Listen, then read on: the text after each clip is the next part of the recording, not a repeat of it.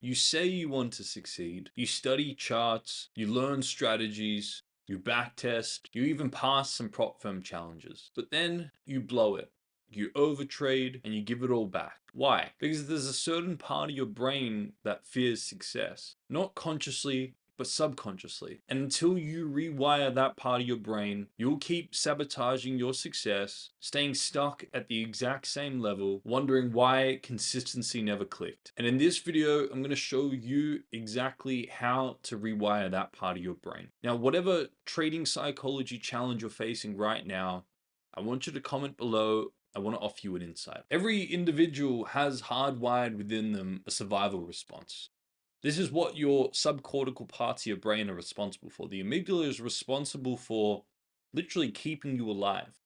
It's a survival mechanism that's been developed over millennia and has been developed to keep you from avoiding pain and running away from pains and predators and seeking after pleasures and prey, after food. And this survival mechanism, the amygdala, the subcortical parts of your brain, have literally been developed to keep you alive. And every individual, every animal has this survival mechanism built within them.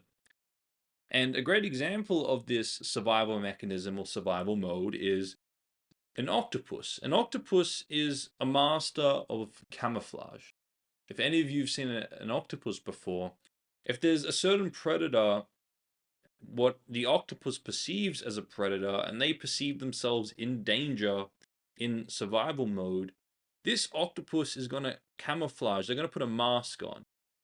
And they're literally going to camouflage around the environment around them in order to protect themselves from this predator. So they can't be seen and eaten by the predator. And the camouflage mask is a survival mechanism to protect against the predator. So too, octopus have a certain camouflage or a mask, again, to blend in with the environment around them in order to be invisible to prey so they can jump out and capture that prey. And this octopus has had to develop these masks, these camouflage mechanisms as a survival response to avoid being eaten by a predator, avoid death, and avoid being seen by a prey they want to capture so they don't starve to death. So the masks of camouflage have been developed as a way to keep that octopus alive. These masks are developed as survival mechanisms. And again, every animal has this, every human hardwired within them has this as well. Because remember, thousands of years ago, we didn't have the comforts and the securities we have around us. We didn't have the access to food or the access to shelter or the access to water. We had these hardwired survival mechanisms heavily wired in our brain, the amygdala, as a way to keep us away from predator and seeking after prey, so we didn't get eaten and we didn't starve to death. Now, because we have these mechanisms hardwired in the subcortical parts of our brain, the amygdala, human nature never gets rid of old components. It just builds new layers on top of. This same survival mechanism in the masks and the camouflage and the predator and prey is going to be firing in our trading. And if we're not aware of it, we're going to be run by this survival mechanism out of fear and greed, and we're never going to be able to stick to our trading plan. Because to survive is different to thrive. To thrive is to stick to our plan consistently, irrespective of the outcome, irrespective of the emotion of fear and greed. To survive is to try and avoid the pain of losing and seek after the pleasure of winning. The animal mind, the amygdala, out of this survival response, wants to avoid the predator, the loss. It's no longer a saber-tooth tiger. Now it's just a lost P&L on your computer screen. But we're gonna recognize and we're going to interpret the loss as a predator, because that's how the amygdala interprets it. And we want to seek after this win, this positive, profitable win, which our amygdala, registers as a prey, certain food, so we don't starve. And we're seeking after this because of the fear of starvation. And we're trying to avoid this out of the fear of death, out of the fear of being eaten. So in trading, we have certain masks that we put on to try and protect ourselves from the pain of this and the pain of death and the pain of starvation. And the human mind has these certain mechanisms and masks that it interprets and puts on based on that survival mechanism. And the first one, whenever a trader experiences a loss, we put this shame and minimization mask on. We promote fear in our trading. If you've ever experienced a painful loss in the trade in trading, guess what happens that next trading day? You're afraid of experiencing another loss.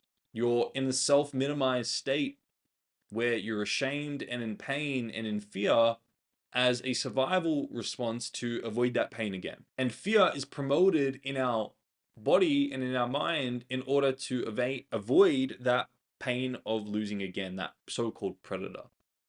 And whenever we take a win in the market, we feel good, guess what happens? We kickstart this exaggerating response in the mind where we exaggerate how good that win was, and we have this state of pride and this state of feeling of wanting to capture more wins in the market. Because in our mind, this is bad, this is predator, and we have mechanisms and masks to make us trade less and undertrade out of fear of experiencing this again. And whenever we take a win, we go into this pride state, this pride mask, which exaggerates how good it is to put this over trading mask on so we can capture more of this. But the issue with that is, as a trader, you have a sample space. You've got 100 trades. At the end of that 100 trades, you know you're profitable. But on the individual trade, you may have a win, you may have a loss. Win, win, loss, loss, loss. The individual trade is uncertain, the outcome, win or loss. The larger sample space, you know you're going to end up profitable at the end of that larger sample space. So in order to be a consistently profitable trader, you have to embrace both winning and losing in order to have consistent profitability. If you're seeking after winning, trying to avoid losing, what's going to happen is you're going to deviate from your trading plan because you may have to experience a loss on that individual trade to have true winning, which is consistent profitability over a large sample space. But what happens is our pride and our fantasy gets so addicted to the win on the individual trade, which is actually false winning. And as a result, we can never achieve consistent profitability because the addiction to the win deviates us from our trading plan out of greed. And it means that we can't face the side of losing, the pain of losing, even though that's very much what we may need to do to have consistent profitability in the long run. So as a trader, we need to learn how to manage our pride and shame masks, our exaggeration and over trading masks, and our minimization and under trading masks in order to embrace both winning and losing in the pursuit of our sticking to our trading plan relentlessly so we can have true winning, which is consistent profitability, which is neither the pain of losing and the pleasure of winning. As a trader, you have to learn to detach from the outcome of the individual trade so you can consistently stick to your trading plan and have consistent profitability over a long period of time.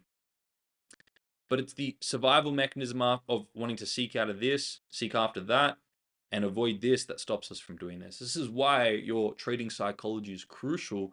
Once you have a trading edge, mastering the trading psychology and starting to manage and rewire the wired survival mechanism in your mind is crucial as a trader. And this is exactly how you do it. First, you have to recognize that in today's day and age, the likelihood of a life-threatening situation is very, very low. Out of 100 days, out of 4 months in the year, you're unlikely to have a life-threatening situation for most people in most situations. If you're watching this YouTube video and you're working, you're trading, you're probably in a safe environment with an air conditioner on or a heater on and in front of your computer with great internet connection. So the likelihood of a survival, threat in a first world country is very, very, very low. And out of 100 days of the year, it's unlikely you have a life-threatening situation. Out of 1,000 days, every 3 years is very unlikely. Out of 10,000, days out of 30 years, then you may have one life-threatening situation every 30 years for most people in very, very safe environments. So that's why I put this statistic here. So the likelihood of a survival situation for most people in today's day and age is very, very low. So the point I'm trying to make is that outdated and antiquated survival mechanism that keeps you alive in life-threatening situations needs to be managed, especially when you're in a safe environment in an air-conditioned or a heated apartment in front of a computer screen using proper risk management. You need to learn how to manage that So you're not run by that outdated and antiquated survival mechanism that's trying to make you win each individual trade and avoid unavoidable losses. You see, it's the addiction to winning every trade, which is unrealistic, and avoiding every loss, which is unavoidable. That's what keeps us in that trap of unrealistic expectations and suffering as a trader. The desire for that which is unachievable and to try and avoid that which is unavoidable is the source of our suffering as traders. What we need to do is learn to set realistic expectations and realize that you're going to both win and lose, but the outcome of the individual trade is not important. What's important is sticking to your trading plan consistently and embracing both winning and losing. At the end of a larger sample space, you're going to approximate your edge. And this is how you do it. You have to realize that your emotional state after a trade and how heightened your survival response is after a trade is directly correlated with your expectations before that trade. You see, if you're sitting and watching a certain trade and you think that that trade's going to be a win, it's going to give you all this pleasure and profit and percentage and reward, and you think it's going to get you a new watch and a new car and status and recognition, even if these are subconscious, quiet expectations at the back of your mind, but I guarantee most traders have this, or you think this trade is going to get you a certain funded account or a certain payout, or this trade is going to get you a certain reward for retirement, or whatever it may be. Now, if that trade is a win, this individual trade is a win, guess what's going to happen? You're going to reinforce your fantasies and your unrealistic expectations, and you're going to go into a state of pride, thinking that you can consistently show up at the market and take what you want from the market. It's creating unrealistic expectations. And then you're going to come to the next trade with even stronger expectations, unrealistic expectations of a win, percentage, what you want from the market, status, recognition, a new funded account, whatever it is. And let's say this trade is an inevitable loss. It's a lost part of your sample space. Because in your mind you've anchored a very pleasurable win, a lot of pleasure and dopamine and oxytocin and feel-good chemicals, guess what happens? By law of contrast, because you're associating all this pleasure and dopamine to winning, then by law of contrast, when you get the loss, you get exact opposite. So after that loss, you're extremely pained and you perceive a life-threatening situation. And you perceive this as a threat because you're addicted to the win. All painful losing is the addiction to an unrealistic expectation before. The only reason you have painful losses in your trading is because before the trade, you're addicted to an unrealistic, pleasurable outcome on that trade and addicted to winning. The pain of losing comes from the addiction to pleasurable wins. And guess what happens when you take an inevitable loss? Because of that unrealistic expectation before, you have a very strong negative emotion and you perceive yourself in a life-threatening situation. It's not life-threatening, it's just threatening to your fantasies. And then same thing, if you have a very pleasurable win perception before a trade, if you take a break even, then you get the opposite. You don't get all those things you desired, all those things you associate dopamine to. So again, you're sad. So any negative or positive emotions after a trade are an indication of unrealistic expectations before the trade. The outcome of a trade should not influence how you feel. Your decision should be, I'm taking this trade because it aligns to my trading plan. And when you make that decision, you know you've made the right decision because you've stuck to your trading plan. You know if you do that over a large sample space, you're going to end up profitable. And this is where you realize that real trading is actually quite methodical and it's quite streamlined and it's quite stable. And there's no need to go on these peaks and troughs and booms and busts and elations and depressions. So the first thing you want to do as a trader is make sure you have a true edge. Once you do, you put in a mechanical trading plan. Then you want to manage your expectations before every trade. Use my free bulletproof your trading mindset tool, which is linked in the description, to manage your expectations before every trade. So those things and those ideas and those fantasies that you anchor yourself to, learn to become aware of them and ground them. Aware of them, ground them. Aware of them, ground them. So the outcome, which is unpredictable, doesn't run your life. It doesn't run your emotional state. If you truly don't have any expectations in the outcome before the trade because you've become aware of them and you've grounded them, and you align yourself with process-based thinking, which is what the bulletproof your trading mindset tool allows you to do, and you've done the visualization exercise that's outlined in it, where you visualize both outcomes, the win and the loss, you being unfazed by them, and adhering to your trading plan, because you know that if I stick to my trading plan on this trade, irrespective of what the outcome is, I know over the large sample space I'm going to end up profitable. And you go into that trade with true process-based realistic expectations, then if the result's a win, cool, doesn't matter. Because you've made the right decision here before the trade. If it's a loss, cool, doesn't matter. If it's a break even, cool, doesn't matter. You've made the right decision before. You're just sticking to your edge. You're letting it play out. And then you no longer trigger the emotional reaction, that survival mode, because there's no loss of, prey or gain of predator. The only reason you perceive the loss as a gain of predator is because it's taking away from your unrealistic expectations before. The only reason, because you perceive the win as a positive prey, is because you think it's aligning with your expectations before. If you ground your unrealistic expectations before on a deep level using the Bulletproof Your Trading Mindset tool, then the win or loss, the result of the market doesn't matter. It doesn't have any effect on you. You're not affected by it. You're unreactive. This is what the best traders are doing. They're so unreactive to what the market does. They just stick to their trading plan. They make wise, objective decisions based on the information the market's communicating to them at any point in time. And they consistently stick to their trading plan. As a result, they have consistent profitability. So if you don't already have a copy of the free Bulletproof Your Trading Mindset Tool 2.0 in that free course, jump in the description, jump in the first comment and download that. Watch the free course, implement the tool, and let me know what type of a difference that has in your trading. And if you found this video useful, please like and subscribe. And before you click away, I want you to click on this video here and watch this next. It's a 15-minute video, which is going to help you get a deeper understanding of your psychology and help you bulletproof your trading mindset.